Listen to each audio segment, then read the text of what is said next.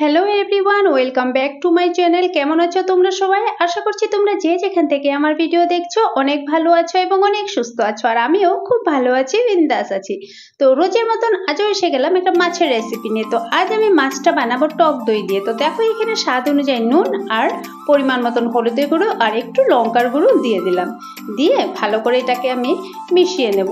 দইয়ের সাথে মশলাটা যাতে ভালো করে মিশে যায়, 1 থেকে 2 মিনিট ভালো করে এটাকে নাড়ালেই কিন্তু খুব সুন্দর একটা মিশ্রণ রেডি হয়ে যাবে।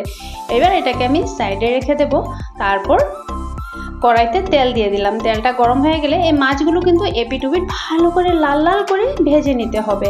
তো একে একে আমি সমস্ত মাছগুলো তেলে দিয়ে দিলাম আর ভালো করে মাছটা ভেজে নেব। আর এইদিকে আমি নিয়েছি 2টা কাঁচা লঙ্কা, পেঁয়াজ আর রসুন। তোমরা যদি ঝাল বেশি পছন্দ করো এখানে কাঁচা লঙ্কাটা বাড়িয়ে দিতে পারো। আর এবার আমি এই কাঁচা লঙ্কা আর রসুন পেঁয়াজের একটা পেস্ট রেডি করে নেব। এবার একটা মাছ তুলে রেখে দিয়েছি। আর যেমন কি আগেও বলতাম, আমার মাছ ভাজা খুব ভালো লাগে, নিজের জন্যই তুলে রেখেছি। এবার যে পেস্টটা রেডি করেছিলাম সেই পেস্টটা এখানে আমি সরাসরি দিয়ে দেব।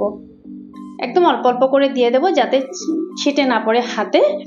রসুন পেঁয়াজ আর কাঁচা লঙ্কার পেস্টটা একটু জারে লেগেছিল, একটু জল দিয়ে মিশিয়ে ভালো করে দিয়ে দিলাম। এবার মাছগুলোকে একটু পাল্টে দেব। আর এই মশলাটা এই মাছের মধ্যে এখানে কিন্তু সম্পূর্ণ শুকিয়ে ফেলবো। এই দেখো সম্পূর্ণ শুকানো হয়ে গেছে।